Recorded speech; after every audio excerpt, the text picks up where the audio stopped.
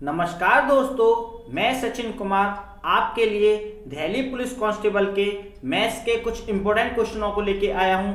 आइए इनको सॉल्व करते हैं। क्वेश्चन नंबर 1, 1 से 100 तक की गिनती में अंक 2 दहाई के स्थान पर कितनी बार आता है। तो देखिए, जो अंक 2 है वो दहाई के स्थान पर कितनी बार आएगा 1 से लेके 100 तक की गिनती में। तो सबसे पहले देखिए, कोई संख्या है, जैसे हमने 2 अंकों की कोई संख्या ले ली तो ये होता है इकाई का अंक इसका, और जो सेकंड होता है वो होता है इसका दहाई का अंक। तो हमसे कहा है दहाई के स्थान पर 2 कितनी बार आएगा।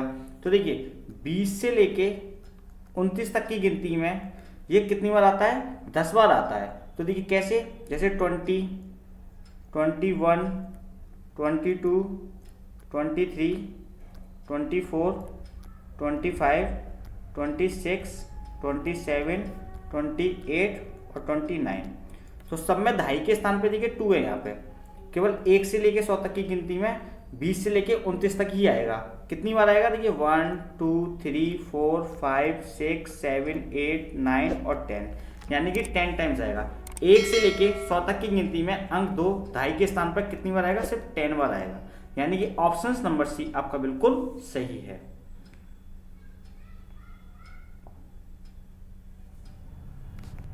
क्वेश्चन नंबर 2, 5 क्रमागत सम संख्याओं का औसत 40 है।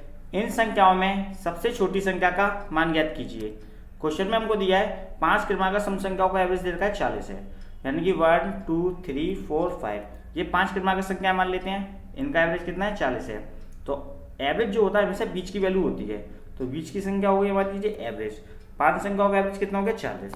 तो सम संख्या क्या होती हैं, जैसे 2, 4, 6 ये सम संख्याएं होती हैं। तो लगातार 5 संख्याओं का एवरेज देगा हमको 40।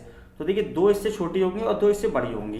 तो इससे 2 छोटी होगी तो ये कितनी हो जाएगी, इससे 38, और 38 से छोटी संख्या कितनी होगी, 36।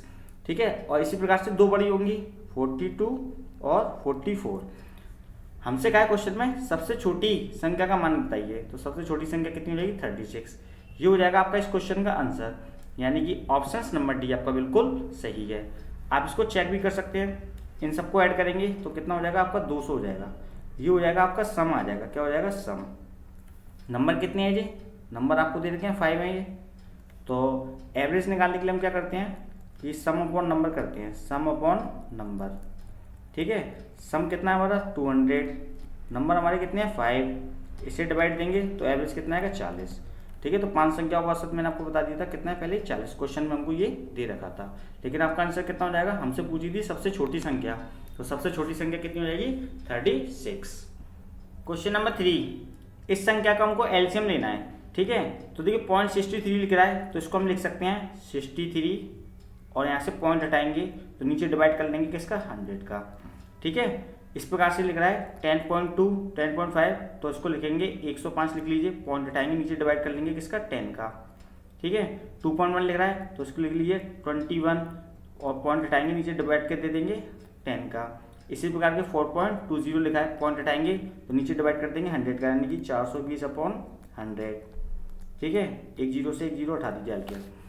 अब देखिए इसका हमको एलसीएम लेना है। कभी ऐसी कंडीशन आ जाए अगर आपसे पूछा एलसीएम, तो हमेशा ऊपर वाली संख्या का एलसीएम लेंगे, किसका, ऊपर वाली का। तो ऊपर वाली का लेंगे हम एलसीएम, और नीचे जो दे रखी है उसका लेंगे हम एचसीएफ।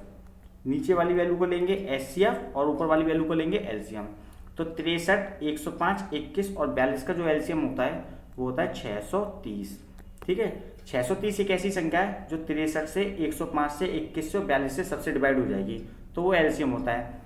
और 100, 10, 10 और 10 का जो एचसीएफ आएगा तो इनका एचसीएफ हो जाएगा 10। तो एचसीएफ वो होता है कि इसमें प्रत्येक में 10 का भाग चला है, यानी जिस संख्या का भाग चला है वही एचसीएफ होता है। तो ऊपर हो गया एलसीएम, नीचे हो गया एचसीएफ। तो आपसे एलसीएम पूछा था तो 0 से 0 काट लीजिए, तो आपका आंसर कितना हो जाएगा, 63। ये हो जाएगा आपका इस क्वेश्चन का आंसर, यानी कि ऑप्शन नंबर ए आपका बिल्कुल सही है।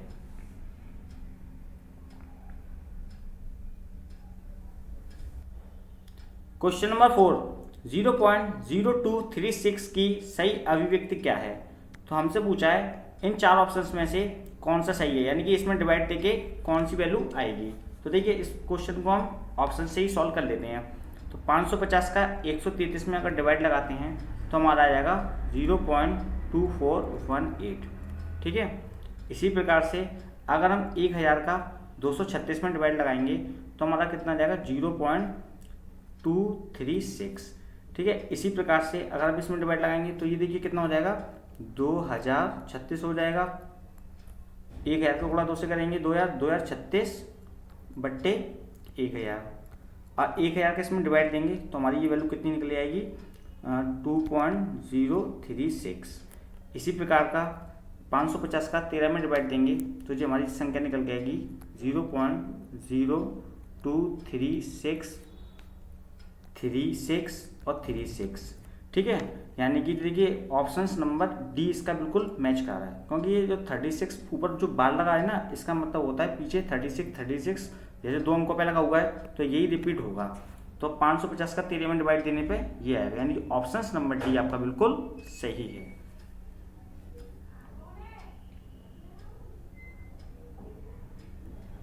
क्वेश्चन नंबर 5, इस संख्या में आपको 9999 से मल्टीप्लाई कराना है। तो देखिए 999 से मल्टीप्लाई कराने की मैं आपको बहुत आसान ट्रिक बता देता हूँ। जैसे देखिए 87654 लिखा हुआ है, इसका हमको मल्टीप्लाई कराना है 9999 और 9 से। ठीक है, तो देखिए सबसे पहले क्या करेंगे, सबसे पहले हम करते हैं कि जो पीछे वाला इकाई का अंक है ना ये 4, इसमें से 1 को लेस कर लीजिए, कितना हो जाएगा ये 3 आ जाएगा। अब आपको क्या करना है, देखिए इस वाले 9 में से इस वाले 8 को लेस कीजिए, कितना आ जाएगा 1। इस वाले 9 में से इस 7 को लेस कीजिए, कितना आ जाएगा 2।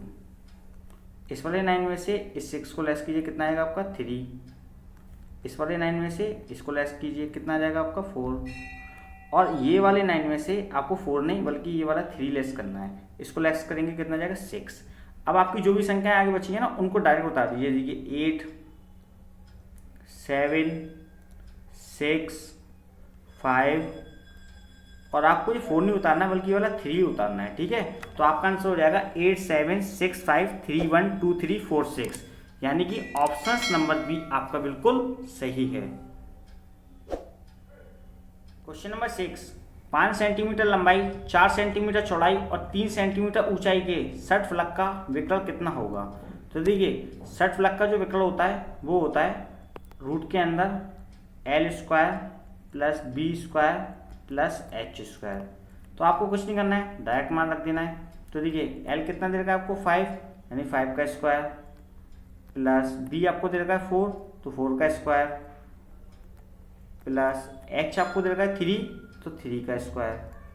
अब इसको सॉल्व कर लेते हैं, ये कितना हो जाएगा, देखिए ये हो जाएगा 25, ये हो जाएगा 16 और ये हो जाएगा 9। इनको सबको ऐड करेंगे तो रूट के अंदर जाएगा 50 और 50 का जो रूट होता है वो होता है 5√2 सेंटीमीटर। ये हो जाएगा आपका इस क्वेश्चन का आंसर, यानी कि ऑप्शंस नंबर ए आपका बिल्कुल सही है। क्वेश्चन नंबर 7, साधारण ब्याज पर उधार दी गई एक राशि 2 वर्षों बाद 720 रुपये और फिर 5 वर्षों बाद 1020 रुपये हो जाती है, तो मूलधन ज्ञात कीजिए। देखिए साधारण ब्याज पे एक राशि उधार दी गई है जो 2 वर्षों बाद कितनी हो जाती है 720, यानी कि 2 साल का आपको अमाउंट दे रखा है, कितना है 720 रुपये। ठीक है, ये 2 साल का अमाउंट है। फिर 5 वर्षों बाद, यानी कि 5 वर्षों बाद 2 साल में 5 वर्ष ऐड करेंगे तो कितने साल हो जाएंगे 7 साल, यानी कि 7 ईयर में कितना हो जाता है ये अमाउंट 1020 रुपये हो जाता है। कितना 1020 रुपये हो जाता है। ठीक है, इसमें कितने साल बाद 5 वर्षों बाद, यानी 5 साल हम इसमें ऐड कर देंगे तो 7 साल हो जाएगा। ठीक है, अब क्या करते हैं यहाँ से देखिए ब्याज निकाल लेते हैं। तो देखिए 7 साल में से 2 साल को लेस करेंगे, 7 और 2 में डिफरेंस कितने का 5 का, तो 5 ईयर में हमको कितना ब्याज मिला है यहाँ से। तो ब्याज क्या करते हैं 1020 में से 720 को लेस कर देते हैं, तो इसको लेस करेंगे तो ब्याज हमारा आ जाएगा कितना 300 रुपये। तो 5 साल का ब्याज 300 रुपये है। तो सबसे पहले हमको क्या करना है 1 साल का ब्याज निकालना है। तो 1 ईयर का ब्याज क्या हो जाएगा हमारा 300 डिवाइड बाई 5, तो इसमें डिवाइड देंगे कितना आ जाएगा 1 साल का ब्याज हो जाएगा हमारा 60 रुपये। ठीक है, 1 साल का ब्याज आ गया जी हमारा। तो अब क्या करते हैं हम कि 2 साल का ब्याज निकाल लेते हैं, क्योंकि हमको 2 साल का क्या दे रखा है, हमको अमाउंट दे रखा है। 2 साल का अमाउंट दे रखा है तो 2 साल का ब्याज चाहिए, तो इसमें 2 का मल्टीप्लाई करा देते हैं। तो 2 साल का ब्याज कितना हो गया हमारा 120 रुपये। ये 2 साल का ब्याज हो गया। 2 साल का आपको अमाउंट दे रखा है तो अमाउंट कितना दे रखा है 720। अब हमको निकालना क्या है, प्रिंसिपल ज्ञात करना है। तो प्रिंसिपल बराबर होता है अमाउंट माइनस ब्याज, यानी कि SI। अमाउंट कितना है हमारा 720 रुपये है, माइनस SI कितना हमारा 120 रुपये भी हमने निकाला है। इसको लेस कर देंगे तो कितना आ जाएगा 600 रुपये। तो 600 रुपये हमारा क्या हो जाएगा, मूलधन। ये हो जाएगा आपका इस क्वेश्चन का आंसर, यानी कि ऑप्शन नंबर बी आपका बिल्कुल सही है। क्वेश्चन नंबर 8, एक विद्यालय की परीक्षा में लड़कों के औसत अंक 71 और लड़कियों के औसत अंक 73 हैं। परीक्षा में सारे विद्यार्थियों के औसत अंक 71.8 हैं। परीक्षा देने वाले लड़के और लड़कियों का अनुपात ज्ञात कीजिए। तो देखिए, इस क्वेश्चन को हम एलिगेशन से सॉल्व कर सकते हैं, तो आसानी से सॉल्व हो जाएगा। एक साइड में डाल लीजिए बॉय और दूसरी साइड में गर्ल। तो देखिए, लड़कों की संख्या का औसत दे रखा है हमको कितना है 71, लड़कों का औसत कितना है 71, जबकि लड़कियों का कितना है 73। ठीक है, और इस परीक्षा में सारे विद्यार्थियों यानी सबों का, लड़के और लड़कियों का मिला के औसत अंक कितना है 71। तो इसको आप बीच में रख दीजिए 71.8। यहाँ से एलिगेशन को फॉलो करते हैं। एलिगेशन में क्या करते हैं कि बड़ी वैल्यू से हमेशा छोटी घटाते हैं। 73 में से आप क्या घटाएंगे 71.8 घटाइए और इसे लिखिए क्रॉस में। ठीक है, 73 में से 71.8 लेस करेंगे तो हमारा हो जाएगा 1.2। ठीक है, 1.2। इसी प्रकार से 71.8 में से 71 को लेस कीजिए तो आप यहाँ पे लिखिए कितना 0.8 हो जाएगा। कितना हो जाएगा 0.8। अब देखिए पॉइंट से पॉइंट हट जाएगा। अब इन दोनों में किसका डिवाइड चला जाएगा 4 का, तो 4 से इसे काटेंगे 3 टाइम्स कट जाएगा और 4 से इसे काटेंगे 2 टाइम्स कट जाएगा। तो लड़के और लड़कियों की संख्या का अनुपात कितना हो जाएगा 3:2। ये हो जाएगा आपका इस क्वेश्चन का आंसर, यानी कि ऑप्शन नंबर ए आपका बिल्कुल सही है।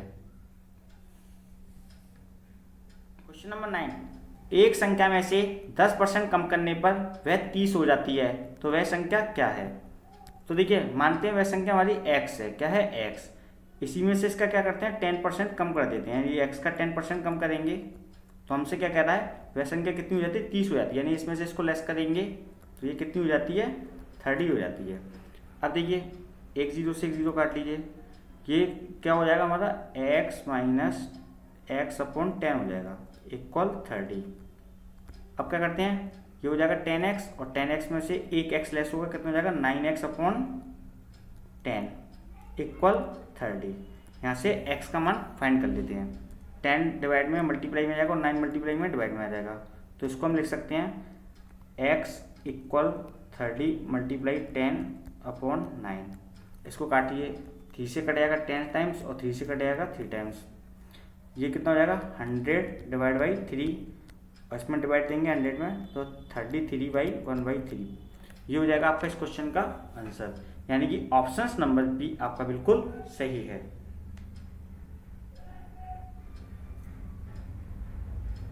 क्वेश्चन नंबर 10, 40 आदमी एक कार्य को 60 दिन में पूरा कर सकते हैं।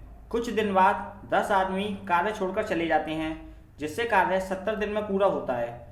10 आदमियों द्वारा छोड़कर जाने वाले दिनों की संख्या कितनी है। तो देखिए, हमें क्वेश्चन में देखा है कि 40 आदमी हैं, वो किसी काम को 60 दिन में कर लेते हैं, यानी 40 आदमी किसी काम को 60 दिन में करते हैं, यानी काम कितना हो गया आपका 6 चौक 2400, यानी 2400 काम था। अगर मैन की वर्क एफिशिएंसी का मल्टीप्लाई डे में कराते हैं तो टोटल वर्क आ जाता है। मैन की वर्क एफिशिएंसी का मल्टीप्लाई डे में कराएंगे तो क्या आ जाएगा आपका टोटल वर्क आ जाएगा।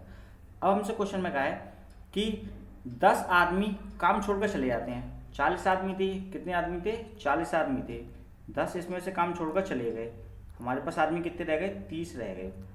ठीक है, अब हमसे कहा है ये जो 30 आदमी है जिससे ये कार्य 70 दिन में पूरा होता है। जो काम 60 दिन में पूरा होना था 10 छोड़कर चले गए, तो ये काम कितने दिन में पूरा हुआ 70 दिन में। ठीक है, तो 70 का इसमें मल्टीप्लाई करा देते हैं। मैन का मल्टीप्लाई किस में डे में कराएंगे तो टोटल वर्क आ जाएगा, तो 7 या 2100, तो हमारा काम कितना हो गया 2100 हो गया। तो ये जो 10 आदमी छोड़कर गए हैं काम, तो ये काम कितना करके गए थे, तो देखिए 2400 काम था, 2100 काम हो गया, तो यानी कि इसमें से 300 जो काम है ना, 2400 में से 2100 घटा दीजिए, कितना बचेगा 300। तो ये 300 काम कर गए थे, कौन सी ये 10 आदमी जो काम छोड़कर गए हैं ना, तो ये 300 काम को करके गए थे। तो हमसे पूछा है 10 आदमी द्वारा छोड़कर चले वाले दिनों की संख्या बतानी है, यानी कि आपको D2 फाइंड करना है, यानी D फाइंड करना है, दिन फाइंड करना है। तो आप यहाँ से डायरेक्ट निकाल लीजिए, तो आपको दे रखा है 10 मल्टीप्लाई डे बराबर 300 है, यानी कि यहाँ से हमारे डे फाइंड हो जाएंगे। तो डे बराबर क्या हो जाएगा 300 डिवाइड बाई 10, 10 का इसमें डिवाइड दीजिए, कितना हो जाएगा 30 डेज। ठीक है, तो जो व्यक्ति 300 काम करके चले गए छोड़कर, तो कितने दिन बाद गए थे वो 30 दिन बाद इस काम को छोड़कर चले गए थे, यानी कि ऑप्शन नंबर सी आपका बिल्कुल सही है। अगर मैन की वर्क एफिशिएंसी का मल्टीप्लाई अगर हम डे में कराते हैं तो हमारा टोटल वर्क आता है, क्या आता है टोटल वर्क। अगर हमको डे निकालना है तो हम क्या करेंगे, टोटल वर्क में क्या करते हैं, वर्क एफिशिएंसी का डिवाइड दे देते हैं, तो हमारा टोटल वर्क डे आ जाता है। ठीक है, तो जो आदमी काम छोड़ के गए उनके दिनों की संख्या कितनी है 30 दिन। ये हो जाएगा आपका इस क्वेश्चन का आंसर। क्वेश्चन नंबर 11, किसी परीक्षा में प्रत्येक सही उत्तर के लिए 1 अंक दिया जाता है तथा प्रत्येक गलत उत्तर के लिए 1 अंक काट लिया जाता है। यदि किसी विद्यार्थी ने उस परीक्षा में पूछे गए सभी 20 प्रश्नों के उत्तर दिए हों तथा उसके प्राप्तांक 8 हो, उसके द्वारा सही उत्तर दिए गए प्रश्नों की संख्या कितनी थी। तो देखिए क्वेश्चन कितने थे हमारे 20 थे, उसने क्या करा है 20 के 20 क्वेश्चनों को टिक कर दिया है। अगर उसके 20 के 20 सही होते तो उसको 1 अंक दिया जाता, यानी कि एक सही प्रश्न के लिए 1 अंक मिलता है। तो 20 अगर सही होते तो उसको कितने अंक मिल जाते 20 मिल जाते। तो 20 में 1 का मल्टीप्लाई कराएंगे तो कितने मिल जाते उसको 20 अंक मिल जाते, लेकिन उसे मिले कितने हैं 8 मिले हैं, कितने 8। तो हम क्या करते हैं पहले इसमें से इसको लेस कर देते हैं 8 को, तो हमारे कितने बचे यहाँ से 12 बचे। तो ये 12 किसकी वजह से, ये गलत और सही प्रश्नों की वजह से इसके नंबर बने हैं 12। ठीक है, यानी कि एक तो इसमें राइट प्लस रॉन्ग, इसने सारे की सारे टिक कर दिए हैं। तो राइट प्रश्न का 1 नंबर था और रॉन्ग प्रश्न का 1 नंबर था, जिसकी वजह से क्या बने हैं इसके 12 नंबर कट गए हैं। तो 2 यूनिट की वैल्यू, यानी कि 2 यूनिट की वैल्यू कितनी है 12, तो 1 की कितनी हो जाएगी 12/2। तो यहाँ से इसमें डिवाइड देंगे तो कितना आ जाएगा 6। तो ये 6 निकला है ना जो आपका, तो 6 प्रश्न तो उसके गलत हो गए। क्या हो गए गलत। तो आपसे पूछा है सही प्रश्नों के उत्तर कितने दिए हैं, तो टोटल प्रश्न कितने थे 20 थे। तो 20 में से इस वाले 6 को लेस कर दीजिए, तो कितना आएगा आपका 14, यानी कि उसने कितने प्रश्नों के सही उत्तर दिए हैं 14 प्रश्नों के सही उत्तर दिए हैं, यानी कि ऑप्शन नंबर बी आपका बिल्कुल सही है। नंबर 12, एक व्यक्ति एक वस्तु 80 रुपये में खरीदता है, उसका मूल्य 120 रुपये अंकित कर देता है, वह अंकित मूल्य पर 40% बट्टा देता है, उसका प्रतिशत लाभ या हानि कितनी है। क्वेश्चन में आपको देखिए सीपी दे रखा है, तो सीपी कितना दे रखा है आपको 80, यानी कॉस्ट प्राइस हो गया, और आपको अंकित मूल्य दे रखा है यानी कि एमआरपी दे रखा है। एमआरपी आपको दे रखा है कितना 120 रुपये। एमआरपी में क्या होता है सेलिंग प्राइस प्लस डिस्काउंट, इसमें ऑलरेडी ऐड होता है। ठीक है, एमआरपी में। अब आपसे कह रहा है कि अंकित मूल्य पर 40% बट्टा देता है, तो हमको सबसे पहले लाभ या हानि निकालने के लिए सेलिंग प्राइस चाहिए। तो हम यहाँ से सेलिंग प्राइस निकाल लेते हैं एमआरपी से। 40% बट्टा है तो 60% इसका क्या होगा सेलिंग प्राइस रहा होगा। तो इसका अगर हम 60% निकाल दें एमआरपी का तो हमारा क्या आ जाएगा सीधे सेलिंग प्राइस आ जाएगा। 40% बट्टा है तो 60% क्या होगा इसमें सेलिंग प्राइस रहा होगा। तो देखिए इसको काट लेते हैं 0 0, ये कितना होगा 12 6 72, यानी 72 आपका क्या हो गया सेलिंग प्राइस। ठीक है, तो लाभ हानि हमें सेलिंग प्राइस से पता पड़ती है, सीपी और सेलिंग प्राइस से। तो आप क्वेश्चन बन गया आपका 80 रुपये वाली चीज़ को आपने 72 रुपये में बेच दिया, तो आपको लाभ हुई या हानि। 80 वाली 72 में बेच रहे हैं तो सीधे सीधे आप देख सकते हैं आपको हानि हो रही है, यानी कि लॉस हो गया। कितने का हो गया आपको लॉस 8 रुपये का। अब आपसे पूछा है कि प्रतिशत लाभ या हानि पूछी है, तो देखिए लॉस परसेंट हमेशा, लॉस परसेंट या प्रॉफिट परसेंट दोनों हमेशा सीपी पे फाइंड होते हैं। तो सीपी आपका कितना है 80, तो 80 को रखिए नीचे और परसेंट निकालने के लिए मल्टीप्लाई करा दीजिए 100 का। तो 8 से कटेगा ये 10 टाइम्स और 10 से कटेगा ये 10 टाइम्स, तो आपको क्या होगा 10% की हानि हो गई। लॉस परसेंट कितना हो गया आपका 10%। ये हो जाएगा आपका इस क्वेश्चन का आंसर, यानी कि ऑप्शन नंबर डी आपका बिल्कुल सही है।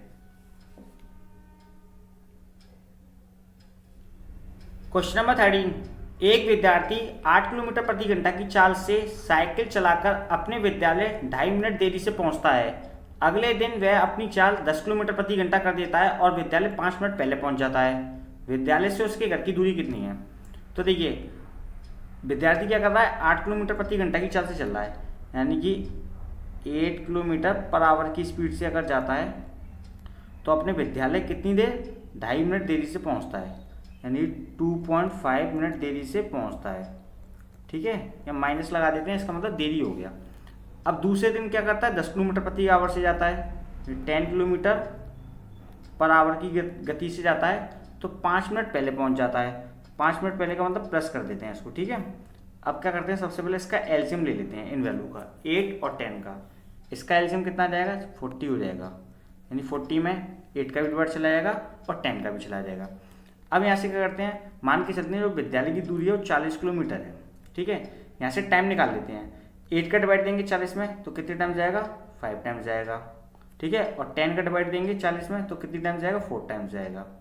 ठीक है, तो अगर वो विद्यालय 40 किलोमीटर दूर है, 8 किलोमीटर प्रति घंटा की चाल से आता है, 5 घंटे लेता है, तो क्या होता है, 2.5 मिनट देरी हो जाती है उसको। कितनी हो जाती है, 2.5 मिनट देरी हो जाती है।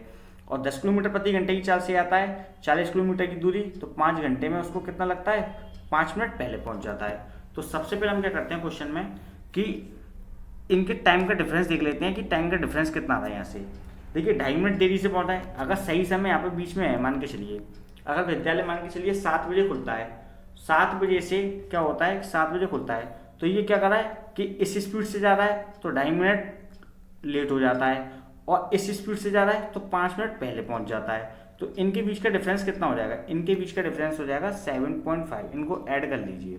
ठीक है, माइनस का मतलब यहाँ घटाना नहीं है, बस देरी है। ठीक है, 7.5 मिनट हो गया। अब इसको क्या करते हैं, हम घंटे में कन्वर्ट कर लेते हैं 7.5 को। इसको घंटे में कन्वर्ट करेंगे तो 60 का इसमें डिवाइड देंगे, तो काट लेते हैं आपस में, वहाँ से उठाएंगे तो नीचे क्या करें, 10 का डिवाइड कर ले रहे हैं, तो यहाँ से घंटे आ जाएंगे।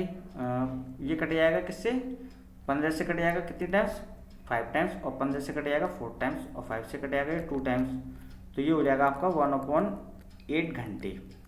ठीक है, अब यहाँ पे देखिए टाइम में डिफरेंस कितने का है दोनों में, 5 घंटे और 4 घंटे में 1 घंटे का डिफरेंस है। 1 घंटे के डिफरेंस में कितने किलोमीटर की दूरी है, 40 किलोमीटर की दूरी है।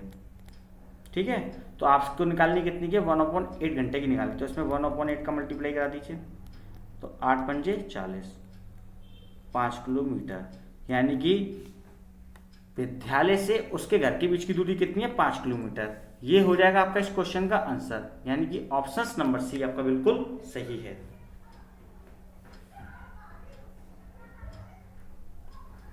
क्वेश्चन नंबर 14, सुरेश ने 2 टेप रिकॉर्डर एक ही मूल्य पर बेचे। एक पर उसे 10% का लाभ और दूसरे पर उसे 10% की हानि हुई। पूरे सौदे पर उसे लाभ या हानि हुई। तो देखिए, जब भी एक ही मूल्य पर कोई वस्तु बेची जाए और लाभ परसेंट और हानि परसेंट हमेशा सेम दे रखी हो, तो ऐसे क्वेश्चन में हमेशा हानि होती है, यानी कि लॉस परसेंट होता है।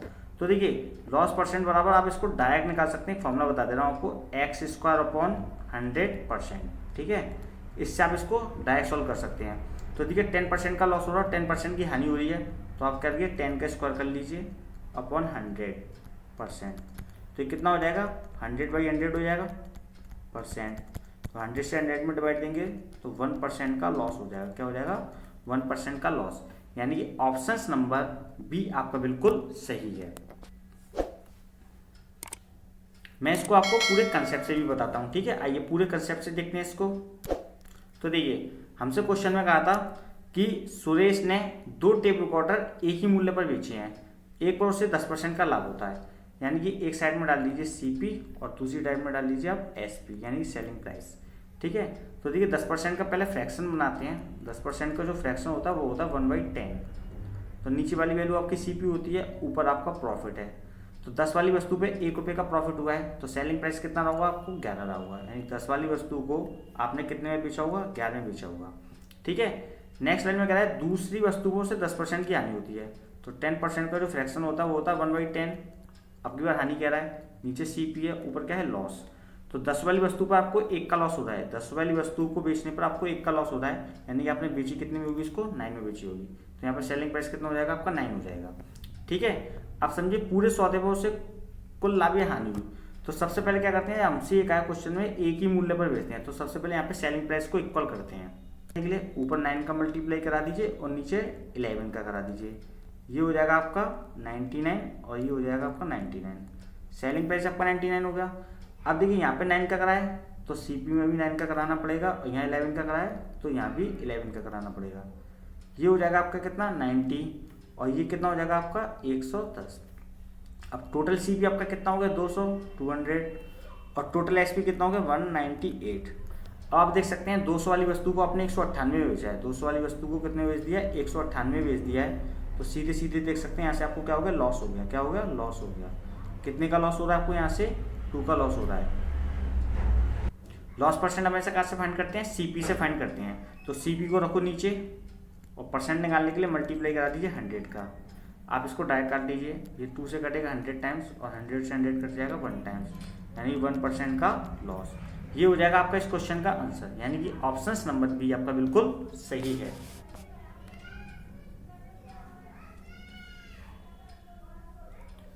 दोस्तों अगर आपको हमारी वीडियो पसंद आए तो इसको लाइक कीजिए, शेयर कीजिए, सब्सक्राइब कीजिए और बेल आइकन पर क्लिक करना बिल्कुल ना भूलिए, ताकि आपको इस प्रकार की न्यू वीडियो की अपडेट सबसे पहले मिल सके। Thank you for watching me.